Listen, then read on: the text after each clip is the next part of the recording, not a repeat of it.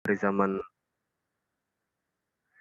gelap menuju zaman terang benderang. Kemudian selamat datang kepada para hadirin yang telah menyempatkan waktunya untuk ikut acara ini. Perkenalkan, nama saya Muhammad Habib Al-Hairi,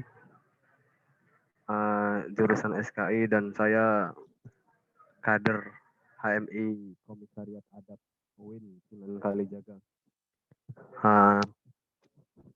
Kemudian kita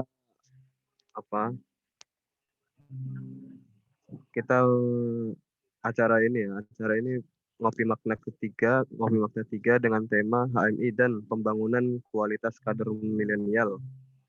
Sebelumnya saya perkenalkan dulu nama pemateri kita, yaitu Kanda Muhammad Zakil Fikri, pengalaman aktif di HMI, Ketua Umum HMI FHUII tahun 2016 sampai 2017, Ketua Umum HMI Cabang Yogyakarta 2018 sampai 2019, advokat, konsultan dan peneliti bidang kajian agraria atau sumber daya alam dan lingkungan. Kemudian langsung saja untuk mempersingkat waktu, saya persilahkan pemateri untuk mengambil alih, ya. Kepada Kanda Muhammad Zakil Fikri, saya persilahkan. Oke, terima kasih moderator. Bismillahirrahmanirrahim. Ini jelas ya teman-teman ya, kalau saya ngomong misalkan. Jelas Mas. Oke, nah ini karena kebetulan saya lagi di luar teman-teman, ditemani oleh ini seniornya teman-teman semua lah, Ahmad Ainun Najib namanya. senyum ya. Kami lagi ada duduk di luar, duduk di kafe, dan saya ada dengar suara musik ya teman-teman. Anggap aja itu nanti sebagai hiburan bagi kita di forum diskusi ini ya. Saya harap tidak mengganggu. Kalau misalkan nanti terlalu mengganggu, sampaikan ya. Misalkan suaranya kurang jelas, mungkin saya bisa lebih lebih menaikkan level berbicara saya nantinya. Karena untuk melarang teman-teman yang lain di sini misalkan untuk tidak ngobrol atau mungkin tidak memainkan musik, itu kan juga tidak bisa saya lakukan. Kayak gitu ya. Oke. Assalamualaikum warahmatullahi wabarakatuh. Selamat malam teman-teman semuanya. Ya, yang saya hormati kita semua yang ada di sini, ya, yang ada di forum ini. Saya sangat bersyukur sekali kita bisa melangsungkan kegiatan ini teman-teman, dan saya harap nanti adalah hikmah atau ada kebaikan yang bisa kita petik, dan itu menjadi bahan refleksi bagi kita dalam menjalankan aktivitas kehidupan kita sehari-hari. Gimana Cai, keren nggak? Oke, baik teman-teman, ini ada berapa ya? Ada 11 orang ya, 10 orang lah mungkin ini kita semua di sini. Tema yang diberikan oleh teman-teman panitia kepada saya hari ini teman-teman, itu perihal tentang HMI dan apa ya, saya agak lupa itu. Sebentar. HMI dan pembangunan kualitas kader milenial. Baik. Mohon maaf kepada panitia dan teman-teman semua yang ada di sini. Kalau saya tuh biasanya ngisi kegiatan selalu membawa materi sebagai bahan untuk biar yang setidaknya enak dipegang atau enak dilihat ya. Nah, tapi pada kesempatan ini saya tidak sempat teman, bukan tidak sempat, memang tidak membuat gitu, tidak membuat bahan untuk menjadi semacam penghibur penglihatan kita nanti. Nah, oleh karena itu agar forum ini tidak terkesan khutbah yang menonton nantinya, saya tidak akan banyak berbicara nanti teman-teman. Kita lebih perbanyak diskusinya, kayak gitu ya, biar lebih interaktif dan akan lebih asik, gak bosan kayak gitu. Sebelumnya moderator, ini berapa lama waktunya? Kita keseluruhannya nanti berapa lama?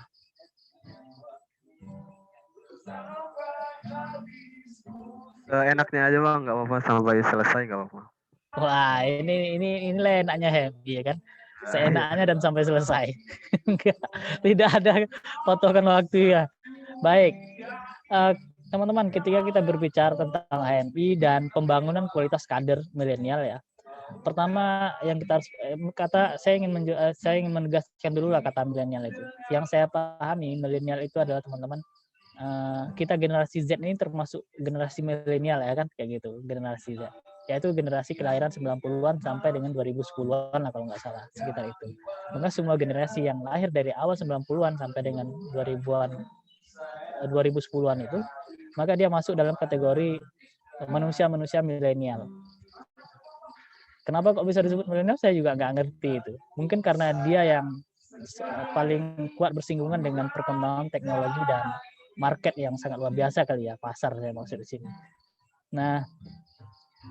Nah, itu yang pertama. Kemudian ketika kita berbicara HMI, saya pikir teman-teman kalau untuk melihat HMI itu kita tidak bisa berpatokan kepada subjek-subjek tertentu. Misalkan kita nggak bisa berpatokan kepada Najib sebagai seorang kader HMI misalkan. Ini orangnya ada di depan saya nih soalnya. Saya sebut aja ya.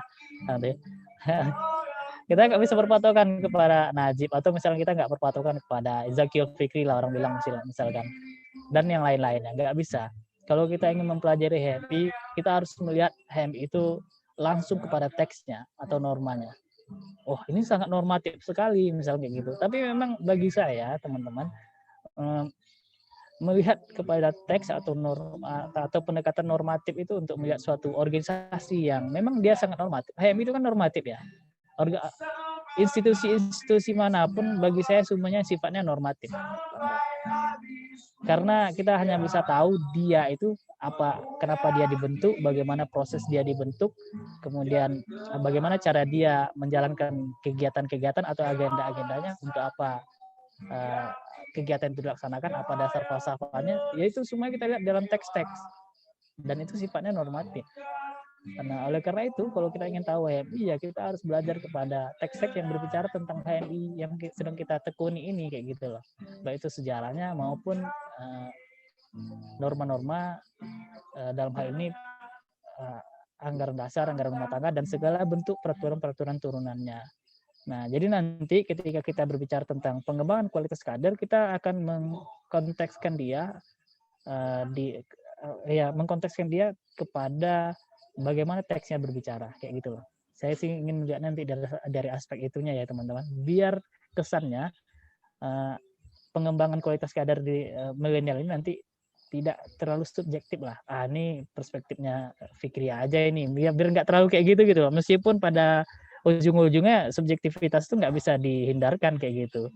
Namun upaya kita untuk melakukan objektifikasi itu tetap diusahakan dengan cara salah satunya kembali kepada teks. Kalau agama kita kembali kepada Al-Quran dan Sunnah, maka kalau HMI kita kembali kepada khitoh dan peraturan-peraturan turunan lainnya kayak gitu. Oke, baik teman-teman. Nah, salah satu tujuan HMI ya memang tujuannya adalah perkaderan ya. Terbinanya mahasiswa Islam menjadi insan ulil albab, ya kan, yang kita kenal sebagai itu aspek perkaderan. Nah, apa sih tujuan perkaderan itu di HMI? Kalau saya sih melihatnya secara umum ya, tujuan perkaderan itu membentuk pribadi yang tauhid, dan ini berat. Nah, pribadi yang tauhid ini kan berat.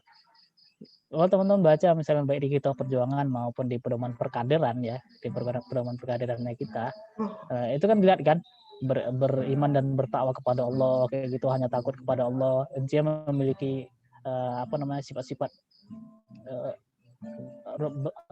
robiyah atau apalah istilahnya itu, sifat-sifat ketuhanan ya, menegakkan keadilan atas nama agama, dalam hal ini Allah maksudnya, bukan agama sih tapi Tuhan gitu loh, ilahi ya.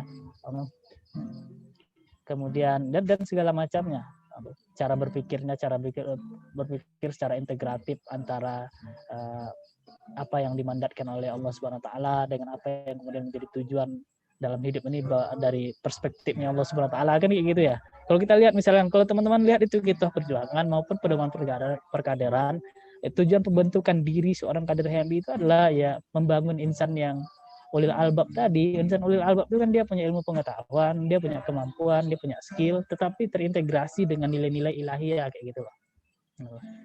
Artinya senantiasa dimanapun dia berada, pikiran dasar dia itu senantiasa dipengaruhi oleh yang namanya Allah tadi kayak gitu. Nah, dan ya bagaimana kemudian manifestasi untuk mewujudkan seorang insan ulil albab ini. Nah, saya pikir ya pengembangan ini bisa dilakukan oleh kita semua kayak gitu.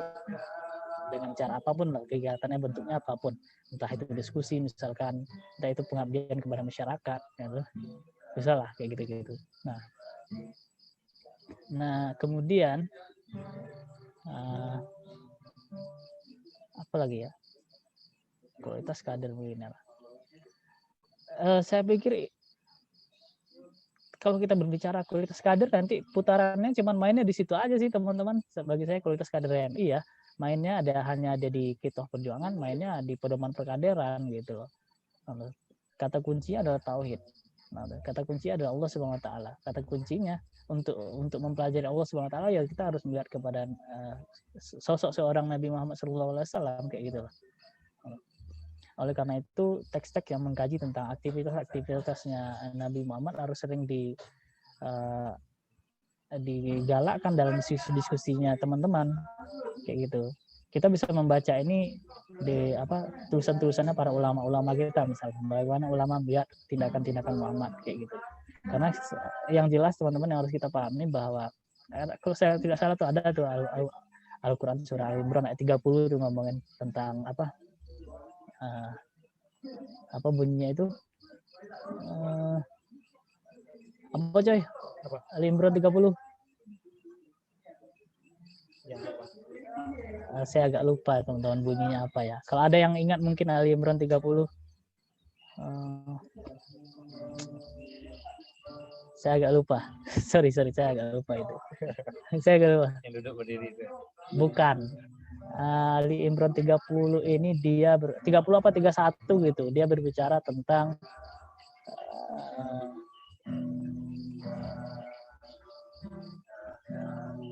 saya agak lupa teman. Saya coba ini dulu ya. Ali Imran 30. Kalau Ali Imran 30 kullu nafsim. Oh, bukan, 31 coba. Saya agak lupa itu persisnya.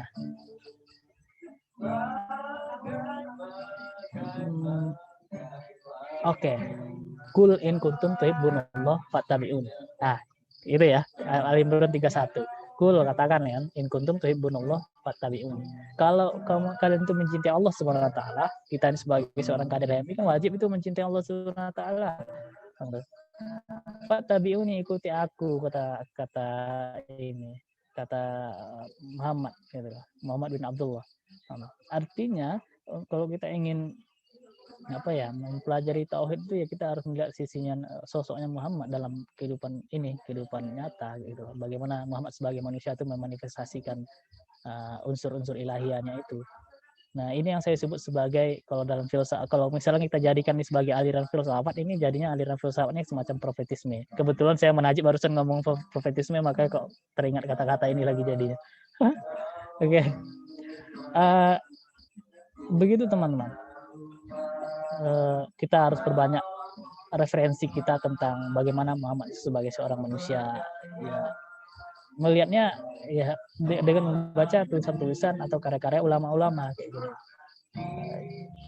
Kenapa harus mempelajari tulisan-tulisan para ulama? Karena ulama yang bisa berbicara tentang konteks bagi saya teman-teman yang bisa berbicara tentang aspek-aspek entah itu fikihnya, entah itu sejarahnya, yang paling memiliki keautentikan untuk berbicara ini saya pikir ada ulama kayak gitu. Terlepas kemudian nanti kita mendefinisikan ulama itu seperti apa, gitu. Masing-masing kan punya definisi ulamanya sendiri-sendiri nih. Tapi saya memang menyatakan orang-orang yang memiliki kapabilitas untuk menulis suatu tema tertentu ya kita harus membacanya kayak gitu. Dengan cara demikian memperbanyak referensi kita untuk dan itu mungkin dan kemudian itu kita jadikan sebagai bahan untuk diskusi wacana-wacana profetisme ini misalkan. Saya pikir itu akan mendorong minat kita untuk kemudian melakukan tindakan-tindakan atau kegiatan sehari-hari kita yang berdasarkan kepada nilai-nilai ketauhidan tadi yang telah dicontohkan oleh Rasulullah kayak gitu. Karena ya apalagi di tengah pandemi ini teman-teman, dan dengan arus teknologi yang sangat luar biasa cepatnya dan kencangnya hari ini. Nah, itu bagaimana sih cara kita membawa wacana-wacana ini misalkan dalam tindakan kita sehari-hari, wacana profetisme ini, wacana tauhid ini kayak gitu. Gimana sih caranya kita? Nah, itu tugas kita bersama untuk mulai membuat formulasinya agar transformasi nilai ini berjalan dengan baik. Nah, salah satunya mungkin dengan adanya Zoom misalkan, teman-teman membuat diskusi yang dulu kita harus memanggil orang dari, saya ingat betul tuh ada zaman dulu ya, periode tahun-tahun 2013-an awal saya masih di Jogja, itu kita dijemput itu ke kos masing-masing oleh pengurus komisariat itu untuk mulai hadir diskusi. Nah, kalau sekarang kan nggak perlu lagi kayak gitu ya kan. Nah, teman-teman tinggal buat aja lagi misalnya forum di internet kayak gini, kemudian buka lapak diskusi kayak gitu. Kalau ini namanya apa diskusinya ini? Makna ya. Nanti buat ini diskusi kajian misalkan. Itu kan menghidupkan wacana berpikir kita. Nah, dan pikiran akan selalu mempengaruhi kesadaran kita untuk berbuat sesuatu. Kayak gitu.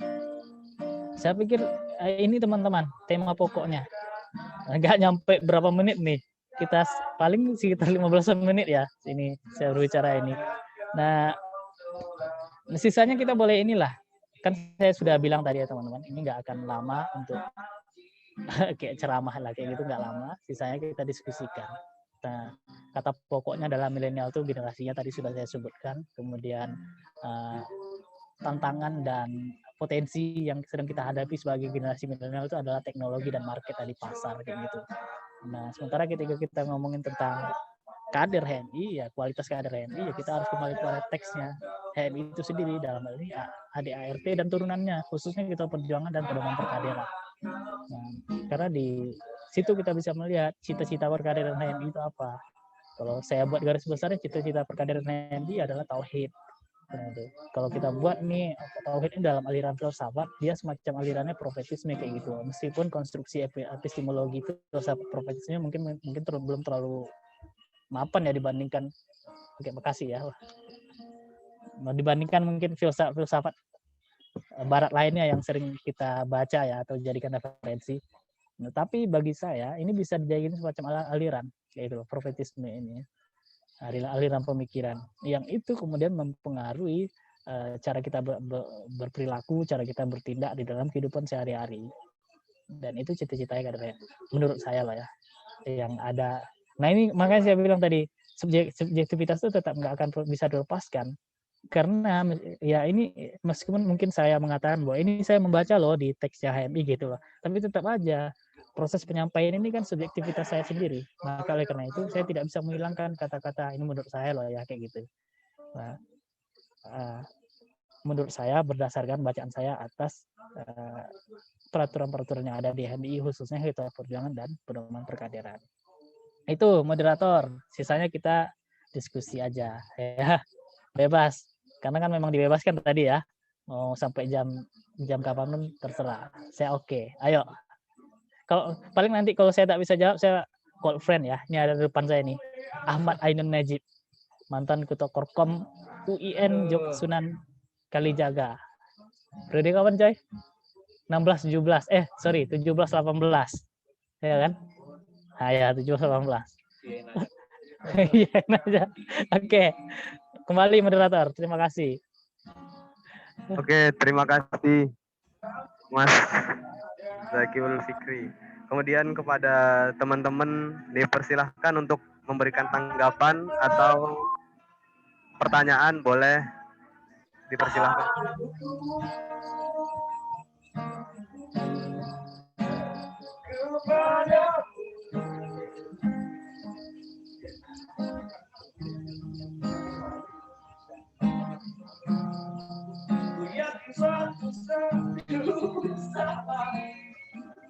Permisi moderator. Halo. Ya, silakan. Sebenarnya mungkin saya langsung apa ya? Nanti ke moderatornya langsung aja mungkin ke Mas Fikri. Assalamualaikum Mas Fikri. Siap Bar, siap. Waalaikumsalam warahmatullahi wabarakatuh. Siap Mas. Alhamdulillah sehat. Salam buat Kang Najib sama Kak Agus. Ini lagi di esensi nih. Oh, nggak tahu aja dia. Salam dari Akbar, Cai. Assalamualaikum. Mungkin gini Mas, saya nyoba Oke. untuk menanggapi dan juga nanti mungkin bertanya. Iya. Saya di sini kan Mas Fikri sebagai pengajar bisa mencoba menjawab keresahan-keresahan ini dan mungkin memberi solusi nantinya. Ini Mas, beberapa waktu yang lalu saya kan lagi gemar nonton podcastnya Pak Gita Wirjawan, mantan Mendak zamannya SBY. Salah satu buku yang dia rekomendasikan untuk zaman-zaman hari ini, apalagi ketika corona, adalah Sense of Urgency. Kalau nggak salah tulisannya John Kotter. Mungkin Mam Fikri juga udah tahu lah ya. Sense of Belum. Urgency. Nah, jadi Mam, ada yang menarik dari Sense of Urgency itu bagaimana perlu ada pola kritis dari manusia untuk menghadapi suatu perubahan-perubahan yang ada di dunia. Apalagi kan yang mutlak di dunia ini kan cuma ada dua kan. Adanya perubahan dan kematian kan seperti itu.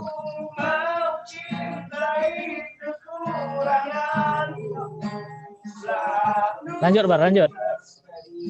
Saya ingin menanyakan kepada Mam Fikri di sini yang mungkin sudah dari 2014 berperan di HMI atau berproses di HMI. Kiranya kalau kita ukur, Mam, proses perkaderannya di HMI itu sudah bisa untuk relate terhadap milenial belum? Maksudnya kan kalau kita mau lihat perkaderan yang paling umum itu misalkan LK1, LK2, LK3 itu kan kalau misalkan di LK1 terkadang kita cuma mendapatkan transformasi nilai atau internalisasi nilai. Nah, padahal terkadang yang dibutuhkan sama milenial ini lebih bukan internalisasi nilai, Mam, tapi skill. Nah, kalau dari Mam Fikri sendiri menilai itu gimana, Mam? Apakah proses perkaderan kita ini udah siap untuk menampung para milenial gitu? Karena saya berpikirnya apa ini yang pada akhirnya kalau kita lihat dari LPJ dulu kan bisa sampai beribu-ribu kader setahun. Akhirnya menyusut.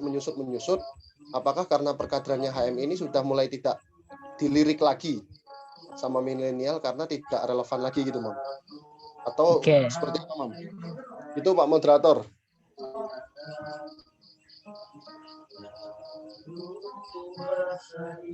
Oke. Saya gimana? Saya langsung respon nih, moderator atau gimana? Langsung aja Mas, nggak apa-apa. Dipersilakan. Baik. Ya menarik ya. Ini senior juga ini Akbar ini ya. Baik. Akbar, pertama saya belum baca itu bukunya. Siapa tadi yang tentang Sense of Urgency itu? John Kotter, Mam. John Kotter ya. Saya belum baca. Jadi tidak akan mengomentari bukunya itu. Tapi terima kasih sudah menyebut judul itu, bisa jadi kan ada bahan yang bisa di searching nanti kan kayak gitu. Nah, kemudian terkait merosotnya angka kuantitas jumlah kader di Jogja misalkan dari tahun 90-an ke sekarang lah misalnya ya. Nah, itu kan merosotnya sangat banyak. Dulu mungkin setahun tuh bisa satu periode maksudnya. Cabang Yogyakarta tuh bisa memproduksi kuantitas kader hingga tembus itu 1.500-an ya kan. Kemudian terus terjadi kemerosotan angka kayak gitu-gitu. Nah, saya pikir kita tidak bisa langsung memberikan justifikasi bahwa ini merupakan dampak dari kurang diliriknya mungkin gitu HMI misalkan oleh manusia-manusia milenial hari ini kayak gitu. Saya tidak bisa langsung mengarahkan ke sana penilaian ini. Karena apa? Karena kita harus melihat dulu variabel-variabel lainnya selain daripada persoalan milenialnya misalkan kayak gitu. Persoalan minat milenialnya ya kayak gitu. Apa aja variabel lain? Pertama mungkin banyaknya organ-organ yang sejenis kayak gitu. Kemudian apalagi peristiwa perpecahan antara di internal cabang Jogja misalnya yang itu juga tidak bisa kita hindarkan, khususnya yang terjadi di tahun awal 2000-an misalkan ketika teman-teman dari UGM keluar dari cabang Jogja, itu kan juga mempengaruhi itu jumlah anggota HMI itu. berapa jumlah komisi syariat di UGM waktu itu, berapa produksi perkaderan di HMI sebelum zaman perpecahan, misalkan dengan cabang Jogja. Mereka kan juga salah satu penyumbang terbesar stok perkaderan di Jogja kan gitu. Nah itu juga jadi variabel. Oleh karena itu saya pikir ini bukan persoalan minatnya. Kalau kita melihatnya dari variabel misalnya dari sudah mulai banyaknya organ-organ institusi-institusi lah, entah itu dia organisasi ekstra kayak HMI misalnya gitu, kayak sekarang sudah ada kami dan segala macamnya itu, ataupun mungkin dia sudah semakin banyaknya studi club yang kemudian atau komunitas-komunitas studi ya, atau komunitas-komunitas belajar yang mungkin lebih isinya lebih menarik minat orang-orang misalnya gitu. Dan saya pikir teman-teman variabel ini, kalau variabel ini HMI saya pikir bisa mengatasinya dengan cara ya membuat agenda-agenda atau kegiatan-kegiatan yang lebih kurang kalau bisa sih lebih bagus daripada apa yang dibuat oleh komunitas atau institusi lain kayak gitu. Karena kalau kita mau berbicara ini misalkan pekerjaan rumah kita dalam menggait anggota lah misalkan katakan lagi gitu, ini teknisnya ya.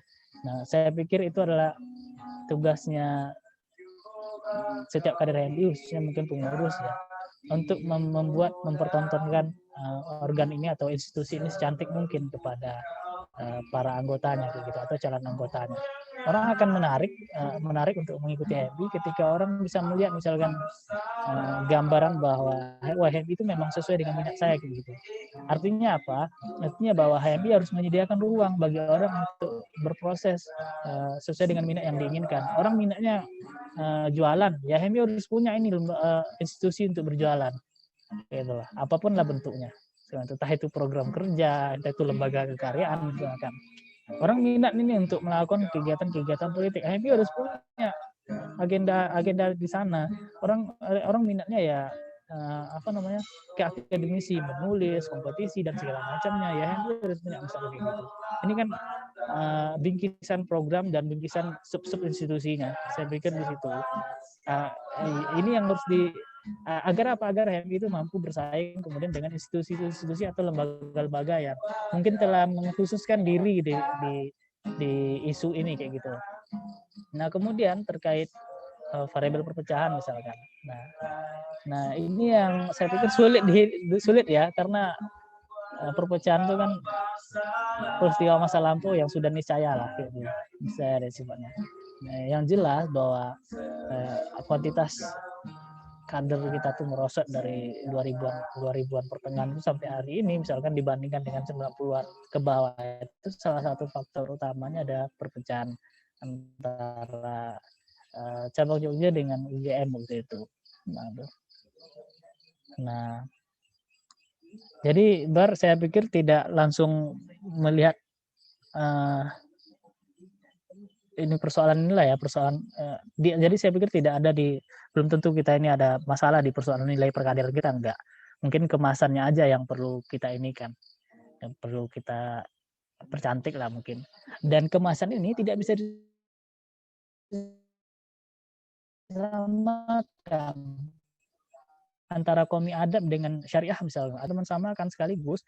Nah ya nanti juga belum tentu. Misalkan di adab itu yang diperlukan adalah komunitas bahasa, enggak lah kayak gitu. Nah, sementara di usuluddin yang diperlukan adalah debat perbandingan agama atau mungkin studi agama-agama atau apalah misalnya gitu. Dan diadakan di adab meskipun nggak masuk nanti kayak gitu. Artinya ini harus menyesuaikan dengan kondisi geografis lah mungkin bahasanya, geografis dan demografinya teman-teman. Nah, itu sih menurut saya kalau terkait kemudian sense of urgency tadi, kalau kita harus lebih cepat lebih tanggap untuk merespon zaman. Nah, dan fenomena hari ini sih memang iya bukan ya automatically ya kalau saya pikir bahwa semua manusia hari ini khususnya anak-anak muda ya dia memang sangat responsif terhadap zaman dan saya pikir juga HMI memiliki sejarah yang panjang nih persoalan responsif terhadap zaman itu. Toh HMI lahir juga merespon terhadap zamannya kan gitu. Begitu juga perpecahan 86 itu kan lahir juga respon terhadap zaman. Akhirnya kita perjuangan 92, penyempurnaan draft kita perjuangan 92 itu juga respon terhadap zaman. Ya, secara institusi pun kita punya pengalaman untuk respon terhadap zaman. Termasuk juga misalnya kayak gini nih, training online, bahkan LK1 online itu kali pertama kan di Indonesia diadakan oleh teman-teman TMI di Yogyakarta, Sleman kan pertama, habis itu diikuti oleh cabang Jogja kan gitu. Maksudnya di Yogyakarta itu ya, Sleman sama ini. Ya karena apa kok bisa kita melakukan, karena kita punya sejarah institusional untuk respon terhadap zaman ini. Nah, bahkan ada juga yang mengatakan bahwa pemikiran anak-anak milenial itu lebih cepat tumbuh dan berkembangnya dibandingkan orang-orang generasi Y misalkan, atau terus Y atau X gitu di atasnya itu, yang milenial lah kayak gitu. Dan ya bisa aja kayak begitu. Tapi kalau kita kontekskan kayak ini, ya HMI secara institusi punya pengalaman untuk merespon itu zaman itu. Nah, secara lebih detail saya tidak berani berbicara persoalan set of urgency tadi karena saya memang belum membacanya. Cuman kalau pertanyaan Akbar itu mengenai respon zaman, kemudian apa sebab mungkin ya, kenapa nih kok merosot nih, terkadang apakah kita tidak diminati lagi. Nah, saya pikir tidak terlalu terburu-buru kita untuk melakukan penilaian seperti itu. Kalau bagi saya ya, Bar, kayak gitu. Nah, ini teman-teman, saya akan nanti ini di respon, silakan nanti ya ini direspon dalam agenda-agenda teman-teman di komisariat kayak gitu. Menarik nih pertanyaannya. Terima kasih Bar, semoga menjawab.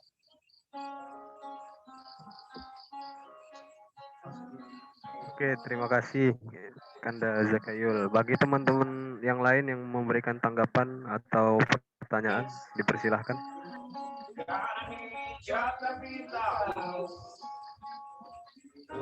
Oke, Pak Moderator, mungkin saya ingin ini ya, menanggapi sedikit sekalian nanti pamitan dulu karena saya harus keluar. Mas Fikri, terima kasih jawabannya. Teman-teman, saya setuju sih tadi. Saya rasa ada beberapa variabel-variabel juga, walaupun saya tadi ingin mengkontekskannya dalam perkaderan kita hari ini, karena kan kalau tadi dibilang kalau kita mau membahas tentang HMI, kita kan bahas tentang hitoh perjuangannya atau misalkan ADART-nya, Mam. Nah, sedangkan HMI sendiri kan disebutkan organisasi perkaderan yang gimana ya, inti dari perkaderan itu kan sebenarnya kayak tema hari ini kan, pembentukan individu-individu gitu. Kriterianya pengen jadi 4 hal itu, mu'abid, mujahid, mujtahid, dan mujadid kan seperti itu. Nah, tapi gini Mam, permasalahannya mungkin nanti bisa ditanggapi juga.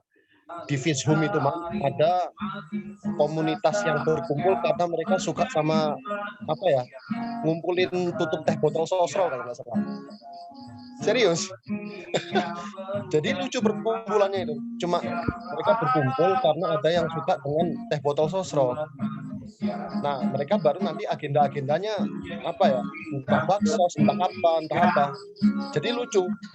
Kayak HMI berkumpul kan karena apa? Mungkin kan alasannya kan kalau kita ukur banyak. Ini mereka berkumpul karena mereka suka memakai tutup teh botol sosro, tapi dengan perkumpulan itu mereka melakukan beberapa hal seperti itu. Baksos, lalu turun ke jalan ketika pengumpulan dana dan sebagainya. Kita juga dari korban sempat ngadain Bupati Gerakan Mahasiswa, ngundang siapa namanya, Cak Faiz, salah satu dosen sosiologi. Dia bahkan memberikan catatan perkaderan kita hari ini itu seperti apa. Masa gimana ya, gerakan-gerakannya kurang solutif ketimbang misalkan kemarin para pecinta Korea, Mam. Pecinta Korea apa pecinta TikTok gitu. Apa K-pop itu? K-popers lah, pecinta K-pop gitu. Ketika ada tsunami di mana ya, mereka memanfaatkan media dengan baik dan sebagainya. Nah, maksud saya, belum lagi gini Mam, satu lagi, UKM itu kan tetap statis ya mereka, secara kuantitasnya dan sebagainya. Sebenarnya aku nggak ingin terlalu nyentuh di ranah kuantitas, tapi apakah ada ketidakseleraan dari para milenial hari ini? Karena salah satu ciri-cirinya kan kalau kita baca di beberapa jurnal kan, milenial tuh tidak terlalu suka dengan isu-isu sosial politik, isu-isu politik kan. Di Iya. HMI kadang pembahasannya politik terus ya kan. Ya itu Bar, makanya tadi kenapa saya sampaikan, nah, ini hanya persoalan kemasan ulang tuh. Oleh Ya, karena itu benar, Mam. teman-teman harus bisa merespon Setuju kemasannya saya. kayak gimana. Nah, Sesuai sih. apa yang diminati oleh setiap anggota atau calon anggota itu harus ada di MI, jangan sampai nggak ada kayak gitu loh. Itu macam itu semacam kita menjual barang loh. Barang yang kita jual itu kan nggak harus keinginan kita, nggak harus sesuai dengan keinginan produsen, tapi sesuai dengan keinginan konsumen kayak gitu loh. Dan Ya, MI itu harus mampu seperti itu. Oke gitu, Mam. Thank you, Mam. Sip, Mas. Pak Moderator.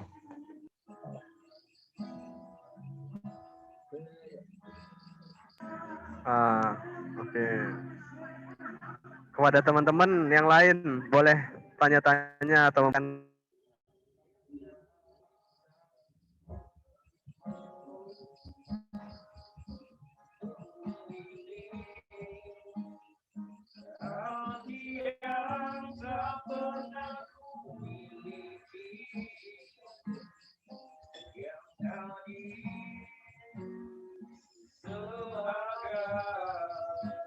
Ayo, mana nih teman-teman yang lain?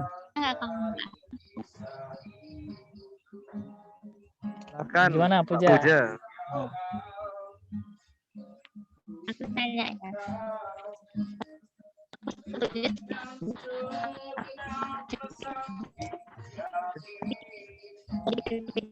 Misalkan kita banding. Maaf, sorry Puja, ini agak putus-putus ya kalau di saya nih. Nggak tahu kalau di teman-teman yang lain. Oh, putus nggak? Habib. Halo? Putus-putus, Mbak. Putus-putus.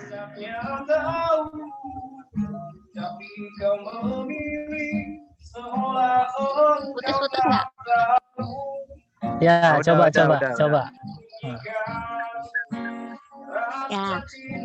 Ya kan aku setuju sama pendapatnya Mas Fikri tadi. Tapi kalau kita bandingkan lagi gitu, ya maksudnya bukan bermaksud membanding-bandingkan HMI dengan yang lain, tapi kan sebagai evaluasi kita juga gitu loh. Udah saatnya nggak sih? Kalau tadi Mas Fikri bilang kita harus merespon zaman, ya kita harus merespon zaman juga. Mungkin bukan cuma dalam hal teknis, tapi juga dalam hal nilainya. Di sini aku cuma bilang harus ada yang kita fokuskan nggak sih? Kalau misalkan tadi ya emang betul ada mujahid, mujtahid dan nilai-nilai profetik itu. Kalau kita bilang nilai profetik itu kan ya sosoknya kan sosok Nabi Muhammad ya. Itu ya kita semua udah tahu kalau itu tuh sosok yang sempurna gitu lah. Maksudnya itu ada gimana ya, agak sulit gitu. Tapi kalau kita punya satu fokus nilai gitu, misalkan kayak misal kayak di Gus Durian itu yang mereka junjung itu kan soal integritas gitu. Jadi yang dibawa mereka, jualannya mereka tuh cuma satu, integritas. Jadi orang-orang yang akan direkrut ibaratnya gitu tuh udah tahu kalau jualannya ini. Nah, sedangkan kita jualannya banyak tapi kadang orang datang belum tentu ada gitu, Mas. Gimana tuh? Oke, langsung ini. Oke, baik, Puja. Ya, apa sih kelebihan kita dibandingkan misalkan kalau kita ngomongin kelebihan ya, bukan maksud membandingkan, tapi memang harus mesti dibandingkan kayak gitu loh. Gimana ya cara ngomongnya itu? Ini semacam ya gitulah, semacam ingin menyondokkan sesuatu, menyembunyikan sesuatu, tapi nggak bisa kita sembunyikan kayak gitu kan.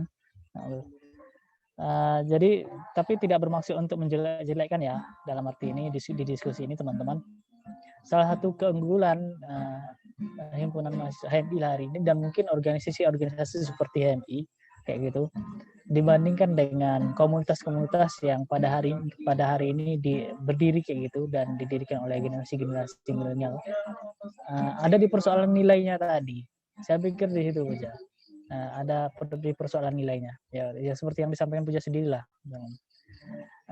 Misalnya tadi Akbar bilang, di UIN itu ada komunitas yang dia itu orang tuh berkumpul hanya karena sama-sama suka ngumpulin botol sosro ya, penutup botol ya, penutup botol sosro. Nah, salah satunya Najib ini anggotanya ini.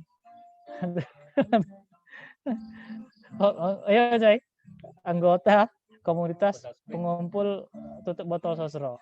Nah, kayak nilainya ada, tapi cuman kan nilai itu tidak terlalu normatif. Nilai itu di mana-mana selalu ada, teman-teman. Cuman kan yang kita tahu bahwa nilai itu ada yang dia sangat normatif sekali, seperti HEM itu normatif ya, kalau saya sebut nilainya itu. Ada yang dia ya ngalir aja kayak postmodernisme kayak gitu. Nilai itu ya belum tentu nilai itu, dia maksudnya dia nggak baku kayak gitu loh, nggak tertulis, nggak tercatat kayak gitu. Nah, begitu pun ada K-popers misalkan, hanya karena saya sama suka nonton drama Korea mungkin, atau menyukai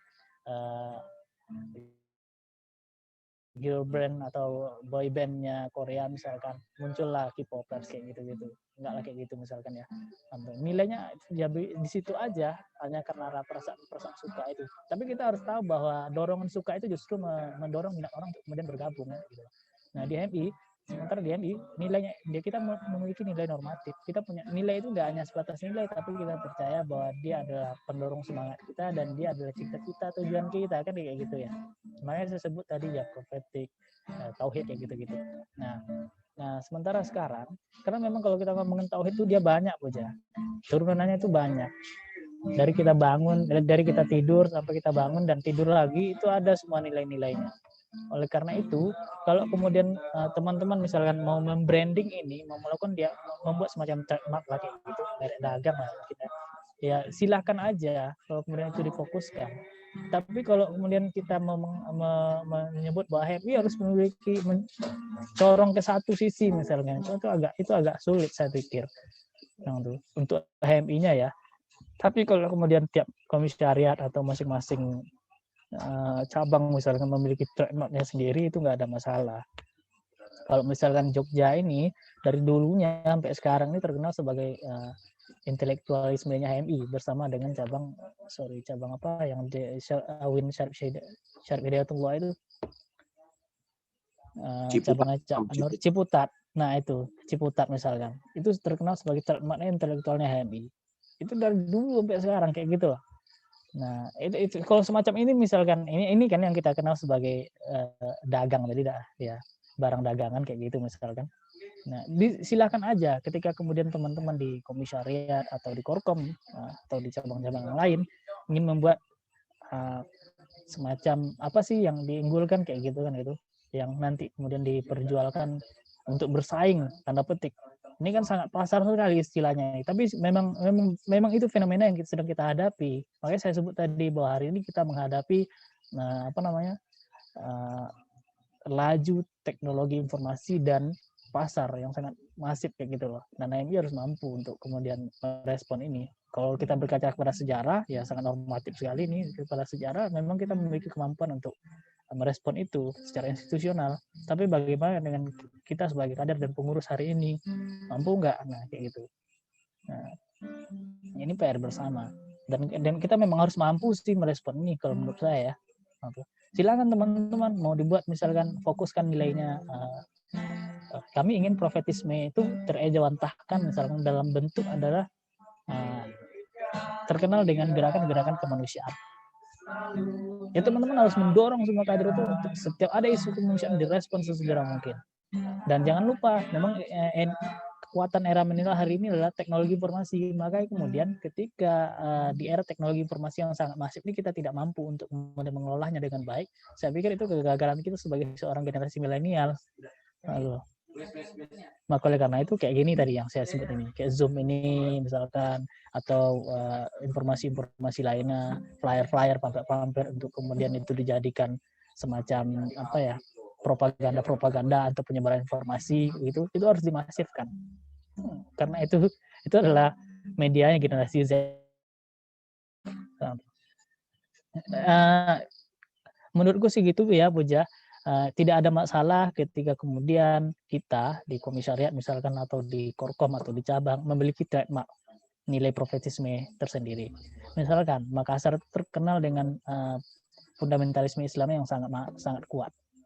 Contohnya apa? Di setiap training itu dipisah itu antara perempuan dengan yang laki-laki, antara ahwat dan ikhwannya. Itulah. Nggak boleh.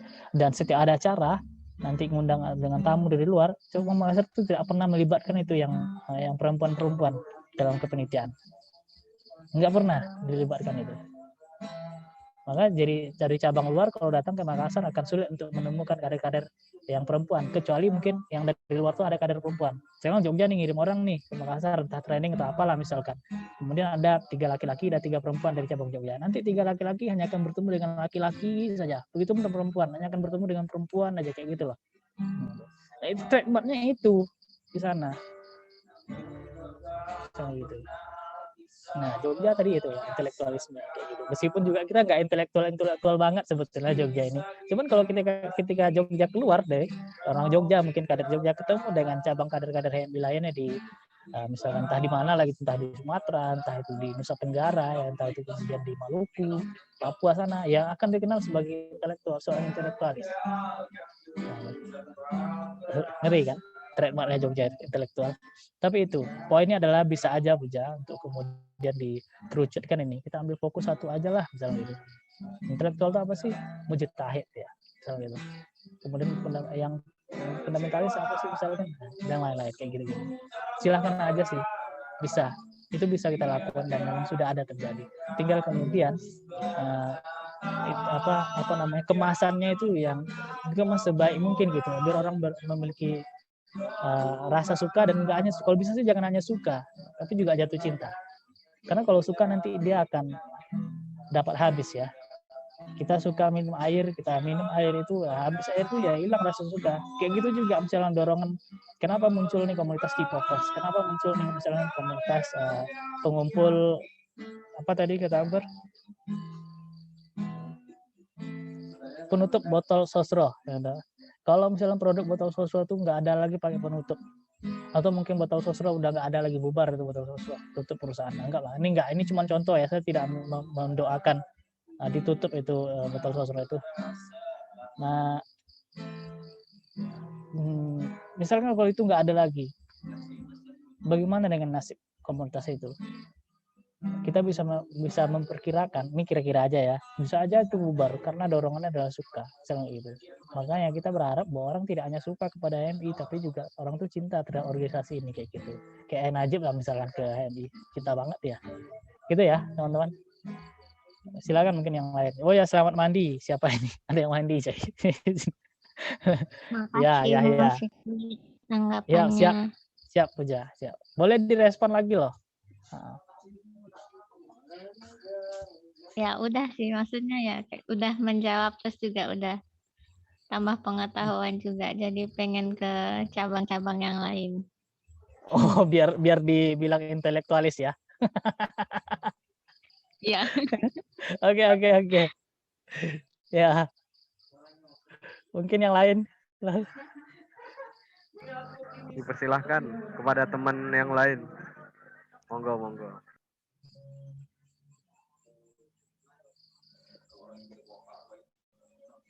Moderator kali ada pertanyaan, moderator. Ayo dong, jangan yang senior terus. Kalau yang senior ini, sudah banyak makan asinnya di organisasi ini. Yang lain lah. Nah itu Mas Yahya, monggo. Oke, suaranya terdengar jelas, Pak Moderator? Dengar. Oke, terima kasih ada Imam Zakiul Fikri ya, atas paparannya malam hari ini. Mohon maaf tadi terlewat ya beberapa menit dari kamar mandi. Mungkin juga tadi sebelumnya sudah dijelaskan, tapi ada hal yang ingin saya tanyakan. Mungkin terkait juga sama materi yang saya kirim ke Anda. Jadi berkaitan dengan dinamika ya perubahan sosial budaya saat ini, di mana teknologi dan sosial media menjadi garda terdepan gitu, yang membangun sosial kemasyarakatan kita gitu. Dan mungkin juga yang saya ingat ya dari satu cuplikan video di YouTube dari Pak Mahfud MD.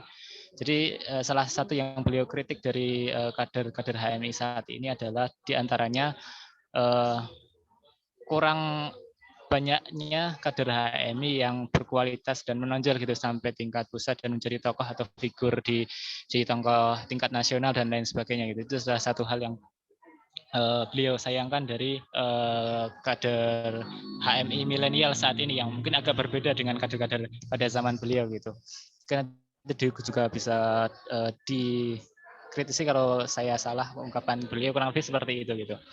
Dan mungkin saya mengkaitkannya juga dengan kondisi dinamika perubahan masyarakat saat ini yang tentunya sudah sangat berbeda juga dengan konteks sosial budaya masyarakatnya ketika Pak Mahfud MD aktif sebagai kader HMI pada waktu itu gitu.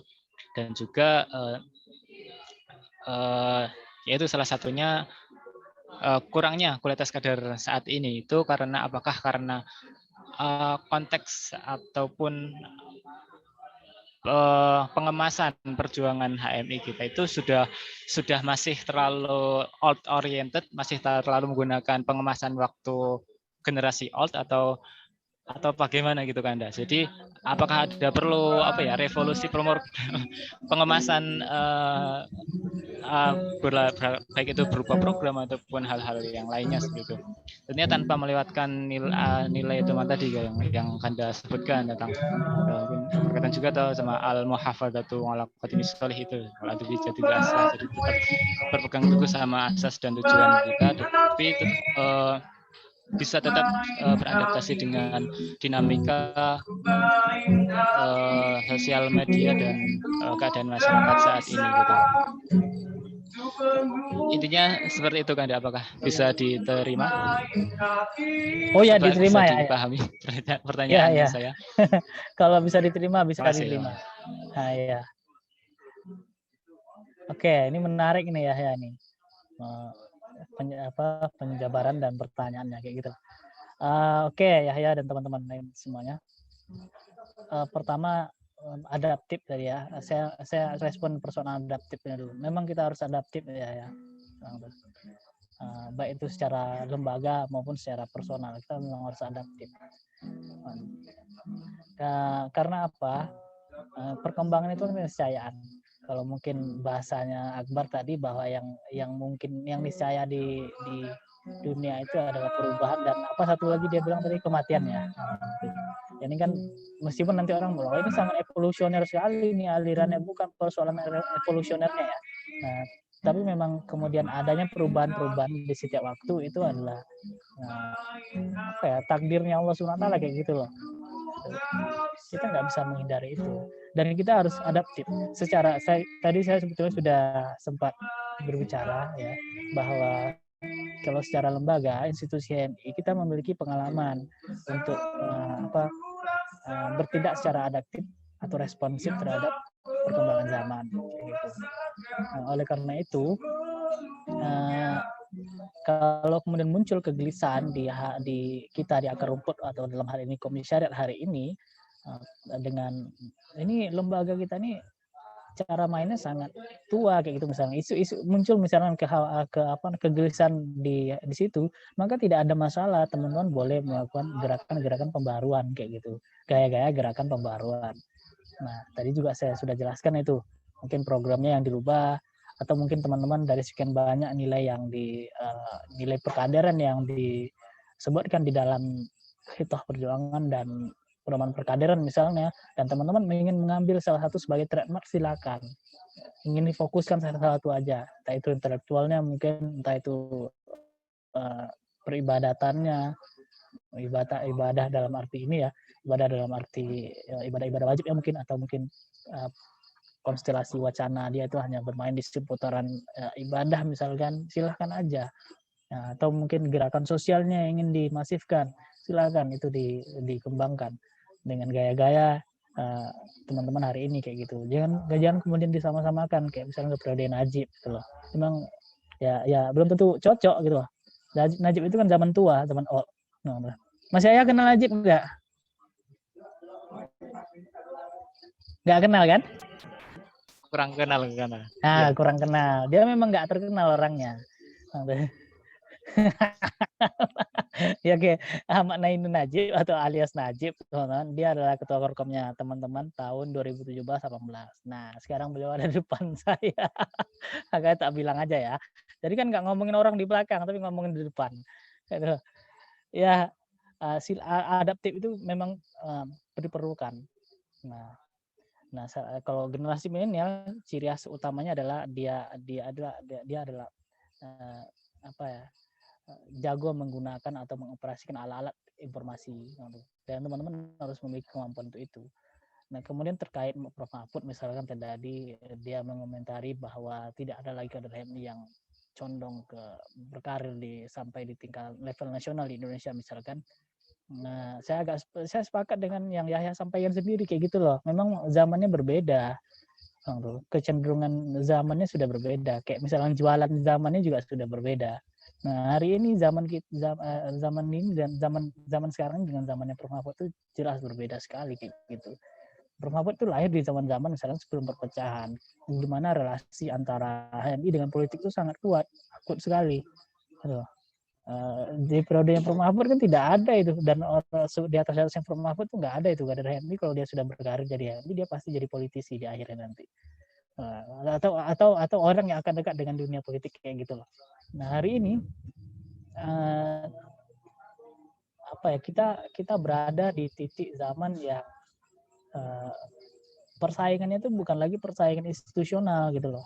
Dulu kan memang bersaing, dia harus kader HMI dari ini segala macam. Enggak, kalau hari ini kan ya sangat personal sekali persaingannya kayak gitu loh.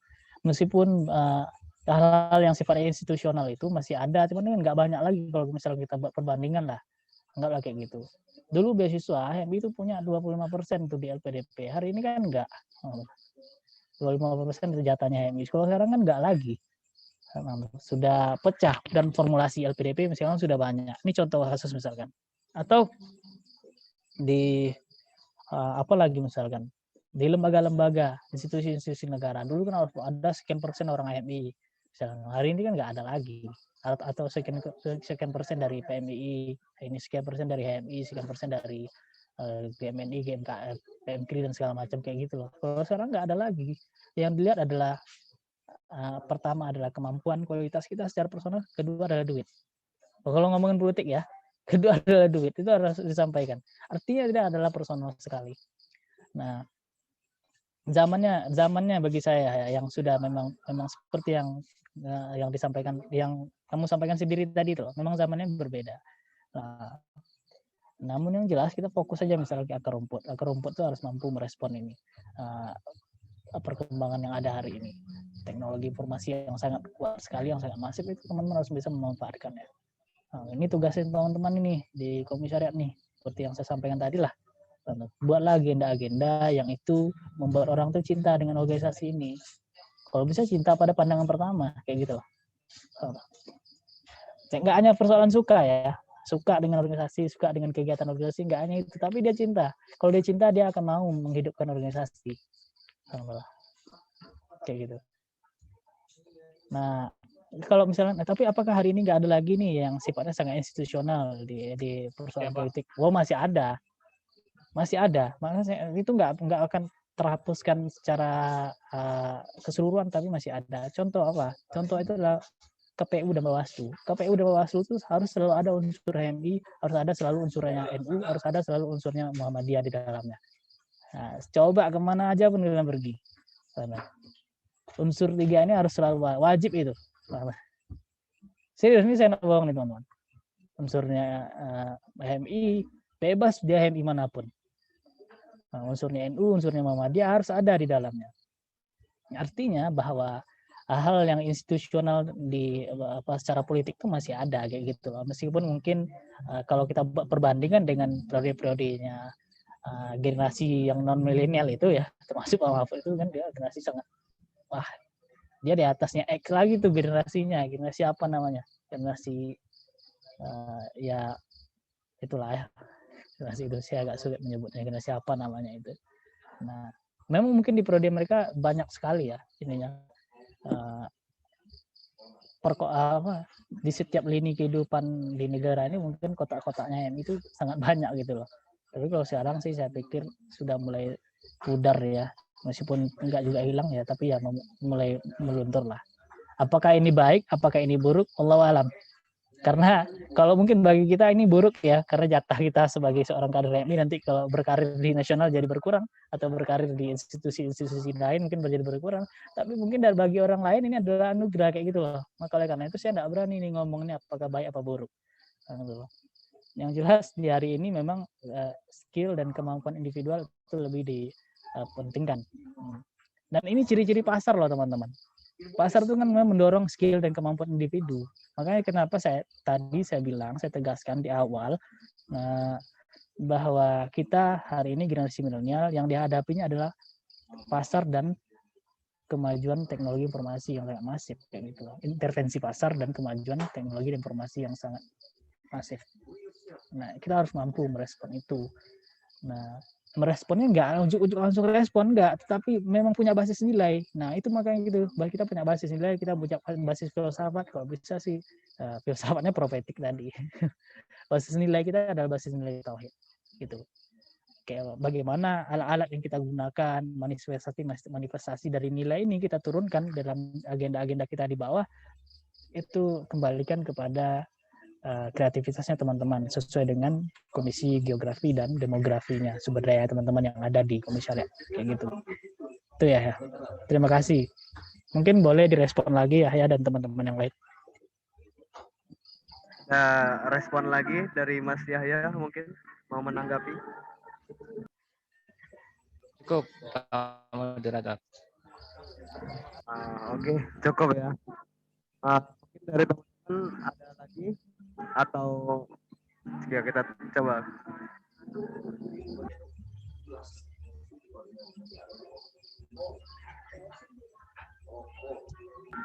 Imam Fijri atau Latif, Damar, boleh menanggapi atau mau bertanya? Belum ada Pak Moderator.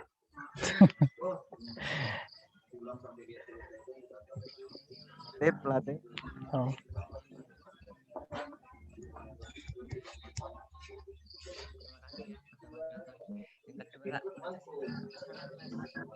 Kurang dengar, Latif. Kurang dengar. Benar. Ya, sebelumnya terima kasih pada Mas Habib ya. Kenakan saya. Yang kedua, salam Mas untuk Mas Najib ya dari Latif. Salam dari Latif. Assalamualaikum coy. Waalaikumsalam katanya. Kurang main ke rumah. Ya, ini pertanyaannya gini Mas. Jelas nggak suaranya? Agak deketan biar jelas. Oh ya. Kan pertanyaannya gini ya, apa ya? Pertama ditanyain sama orang-orang kan, tanyain kenapa ikut HMI gitu kan. Nah, tapi apa ya? Kenapa ada banyak yang stigma tuh ikut HMI lebih menjurus ke ranah politik daripada itu perjuangan atau apa gitu. Mas lebih menjurus ke politiknya. Itu bagaimana caranya apa ya? Menyangkal seperti itu. Yang kedua, apa ya? Aku selama masuk HMI ini bukti untuk masyarakat tuh gimana juga belum jelas. Nah, itu yang menjadi pertanyaan buat saya pribadi ya. Mungkin ada apa ya? Sebuah pandangan dari Mas untuk apa ya? Kedepannya besok HMI, khususnya HMI Adab untuk membuat apa ya? Namanya program-program yang bisa dikenang yang tadi itu. Benar ya. Agar banyak dicintai. Khususnya untuk HMI Adab. Mungkin gitu Mas. Oke, Latif. Pertama persoalan politik ya. Kemudian yang kedua saya agak kurang dengar itu Latif. Yang kedua tadi itu apa clue-nya? Yang ketiga kan tadi persoalan ini ya. Apa yang mesti dilakukan oleh teman-teman di Adab misalkan biar HMI itu dicintai kayak gitu. Nah yang kedua itu apa tadi? Karena kayaknya ada 3 itu. Ada 2. Cuma. Oh 2. Iya. Yang kenapa ya? Apa ya? Lebih. Aku masuk itu kok menjurus ada yang menyangkal, banyak yang masuk ke berbau politik gitu. Nah, Oh, oke. Oke, baik. Pertama saya jawab dulu ya yang politik ya. Kita harus berikan pemahaman dulu nih orang-orang, teman-teman kita yang berbicara misalnya tentang politik. Nah, karena apa? Karena kita tidak pernah bisa lepas yang namanya politik dari kehidupan itu. Oleh karena itu, ini politik dalam arti apa? Meskipun mungkin kita paham ya bahwa politik yang dimaksud teman-teman itu adalah praktis ya. Misalkan kamu jadi HMI, nanti kamu pasti mencalon sebagai anggota DPM atau BEM misalkan kayak gitu.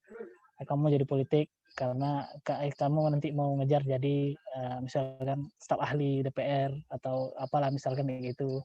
Kamu masuk HMI karena kamu ingin kenal sama gubernur, bupati, wali kota dan sejenisnya. Kita mungkin ini yang kita kenal sebagai politik apa namanya? Pragmatis ya kayak gitu. Nah, cuman teman-teman, kalau kita harus memberikan pemahaman juga bahwa politik itu nggak hanya itu kayak gitu loh. Bahwa politik ya makanya kenapa saya katakan tadi bahwa kita nggak akan pernah bisa lepas dari politik, karena politik itu kan kalau politik itu adalah alat teman-teman.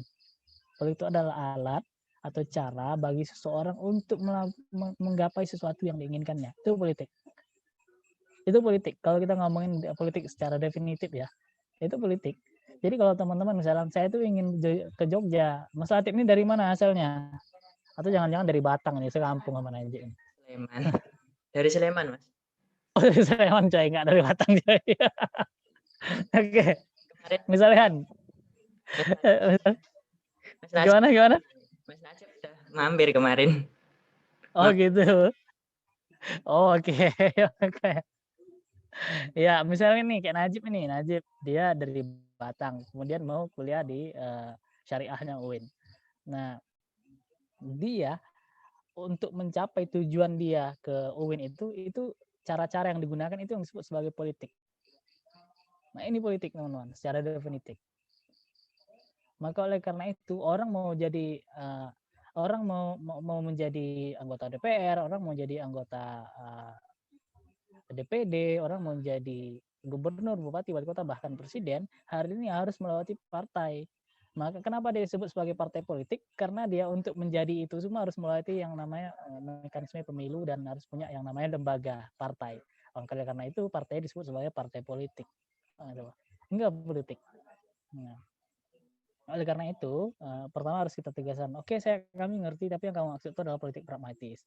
Nah, di dalam batang tubuh MI kita bisa lihat sejarahnya, kita bisa lihat datanya, dan kita bisa lihat nilainya bahwa tujuan MI itu paling utama itu bukan persoalan pragmatik.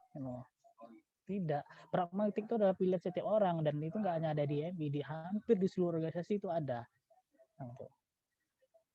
Dimanapun, saya nggak akan sebut merek organisasi lah, tapi itu dimanapun pragmatik itu selalu ada, karena itu persoalan individual, persoalan personal gitu loh, bukan karena organisasinya. Kenapa? Karena organisasi kita tuh bukan underbow dari organisasi politik, ya kan? Kalau teman-teman baca misalnya Kitab Perjuangan itu di bagian sifat itu atau independensi istilah lainnya. Nah, di sana kan disebutkan bahwa organisasi adalah HMI adalah organisasi independen yang dia tuh bukan underbow dari organisasi manapun, apalagi organisasi politik misalnya gitu. Oleh karena itu secara apa namanya, secara tekstualnya atau normatifnya Kitab Perjuangan HMI sudah mengatur hal itu gitu loh. Kalau kemudian dalam praktiknya itu buktinya banyak orang-orang HMI jadi DPR, banyak orang-orang HMI jadi staf ahli, banyak orang-orang HMI jadi komisioner misalnya, banyak orang-orang HMI jadi kemudian menteri dan segala macamnya. Itu ada persoalan personal, itu pilihan personal, bahwa dari jumlah yang banyak itu, dari jumlah orang yang jadi anggota pejabat negara lah, enggak lagi gitu, juga ada lebih banyak lagi dari jumlah yang ada kita nampak di media massa hari ini, yang mereka tuh tidak aktif di dalam kegiatan partai politik praktis gitu lah, atau pragmatis tadi. Banyak juga kader dan alumni HMI itu menjadi petani, jadi pengusaha misalkan, bahkan juga jadi akademisi. Kalau buktinya apa? Bukti jadi akademisi. Coba teman-teman cek data jumlah. Hari ini jumlah profesornya yang tercatat sebagai alumni HM itu hampir 200 orang. Kemudian rektor itu hampir 65 apa 75 orang gitu yang terdata. Coba bayangkan. Artinya adalah bahwa politik praktis itu persoalan. Kamu mau jadi apa itu bukan tidak diatur di HMI gitu loh. Yang ada di HMI itu adalah nilai cita-cita bersama yang harus dicapai, dan target individual tuh harus punya karakteristik apa aja kayak gitu. Makanya ada tadi mu'abid, mujtahid ya, mujadid dan segala macam tadi itu. Gitu. HMI hanya mengatur. HMI itu adalah wadah alat teman-teman untuk belajar, meningkatkan kualitas diri. Dia sebetulnya sama dengan organisasi khususnya organisasi Islam lainnya. Oleh karena itu di tujuan HMI kan disebutkan bahwa tujuan HMI terbinanya mahasiswa Islam menjadi insan ulil albab yang turut serta. Bahasanya di sana adalah diksi yang dipakai adalah turut serta. Kenapa turut serta? Karena HMI mengamini bahwa dia bukan satu-satunya organisasi Islam yang mampu membentuk ini karakter insan ulil albab dan menciptakan tatanan masyarakat yang diridhoi Allah SWT ini. Enggak dia satu-satunya, bahwa ada lagi organisasi-organisasi lain, bahwa ada lagi lembaga-lembaga lain itu loh. Nah, makanya ini yang harus ini ya, kita pendekatannya sih harus persuasif. Kalau kita itu mendengar pernyataan dari teman kita, saudara kita, pemilih kita, misalkan persoalan tentang kamu apa sih masuk MI, politik banget loh, gitu. Politik dalam arti apa dulu? Pendekatannya harus persuasif, jangan ajak bertumbuk ya. Kalau teman-teman mendengar ini jangan ajak bertumbuk, tidak selesai persoalan nanti itu. Tapi dia harus didekati secara persuasif. Nah, beri dia pengertian, beri dia pemahaman, bahwa ternyata berikan dia data, berikan dia sejarah, kayak gitu. Nah, ini contohnya. Dan data itu ada, teman-teman tinggal buka aja itu websitenya misalnya Kahmi itu, kalau untuk mendata alumni misalnya. Berapa banyak itu ya. Kalau dosen misalnya, cari dosen di kampus tuh, yang HMI. Termasuk sekarang rektor ya UIN ya, misalkan rektor, kemudian berapa banyak dosen itu misalnya gitu. Ya, itu terkait persoalan politik. Wah, orang mau jadi apa, HMI tidak mengatur. Yang diatur oleh HMI adalah semacam etik personalnya. Bahwa setiap kader HMI itu dia harus memiliki ciri-ciri tauhid. Nah, itulah persoalan itulah yang diatur. Bagaimana nilai tauhid ini diagendakan dalam setiap kegiatan komisariat, ya itu kembali ke pembahasan sebelumnya. Teman-teman harus mendudukkan itu antara kader dengan pengurus. Nah, ini lanjut nih ke pertanyaan yang kedua, Latif ini berkenaan dengan bagaimana organisasi dicintai. Nah, ya ini yang saya sebut relatif tadi itu, ini kayak mengulang kalau yang ini pasti mengulang apa yang telah dicanakan sebelumnya ini. Gimana? Ada yang mau dibicarakan? Ya dicintai apa ya di masyarakat itu loh, kayak apa ya? Lebih gitu loh, ada di dalam masyarakat gitu kayak apa? Oh iya. Baik. Nah, ini tip kok saya ini ya moderator kita. Ini tip ini hal-hal yang begini ini adalah tergantung kreativitasnya teman-teman di komisariat, khususnya untuk konteks komisariat. Nah, karena itu kalau teman-teman ingin memberikan kesan kepada calon kader misalnya atau kepada masyarakat, bahwa teman-teman itu harus mampu memberikan apa yang diinginkan oleh calon kader atau masyarakat tadi. Ini semacam kita berjualan. Ini yang saya sampaikan tadi. Orang maunya air mineral, tapi teman-teman kasih Coca-Cola misalkan, nggak diminum itu sama orang nanti.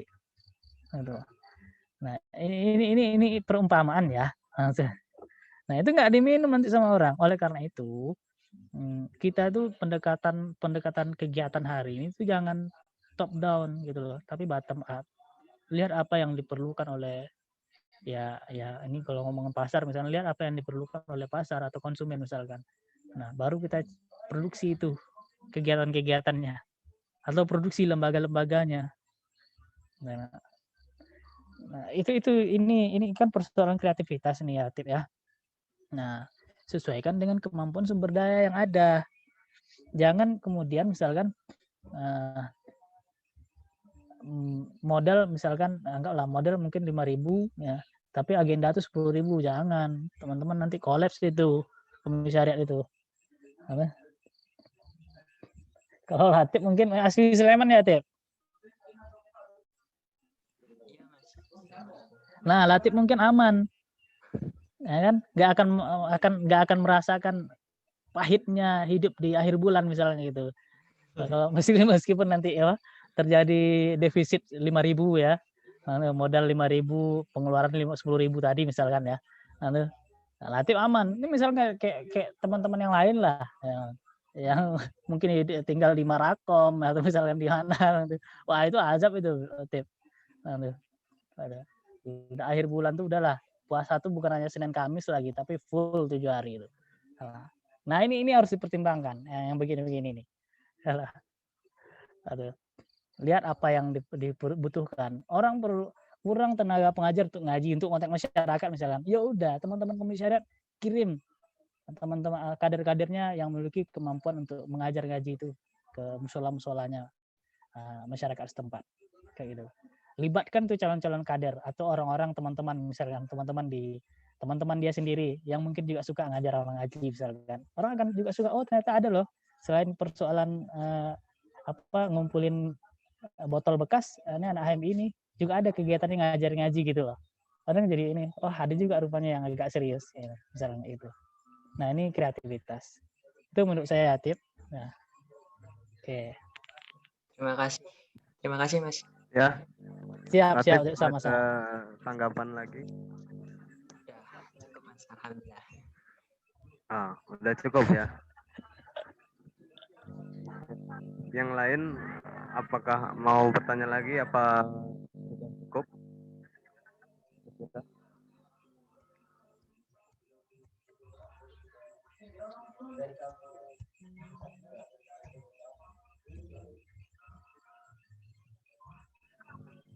Cek.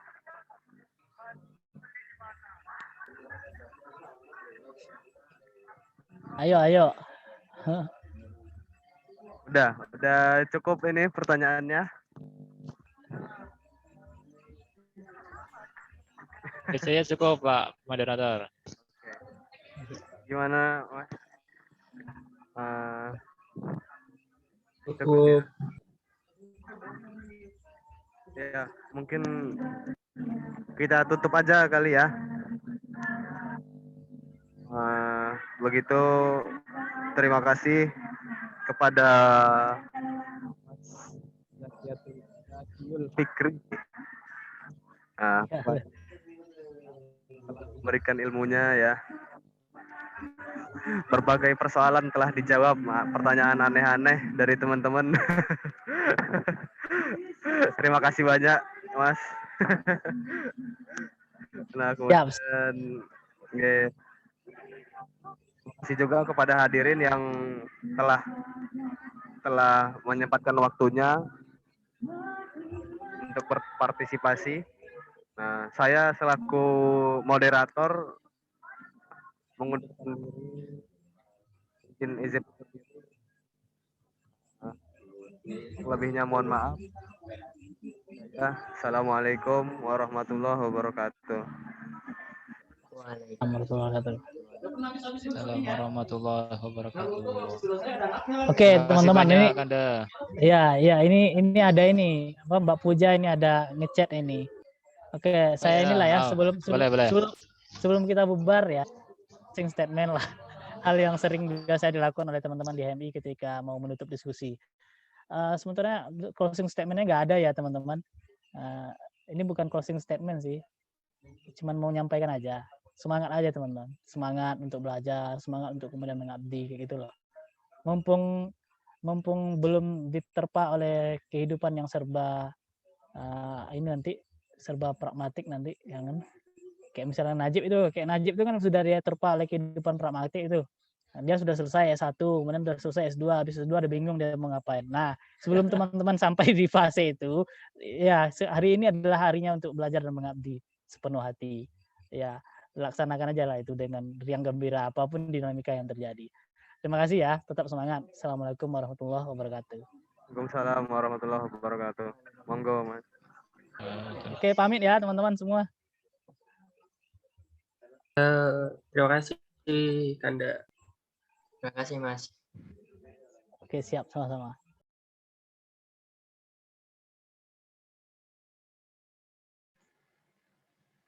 Krik-krik.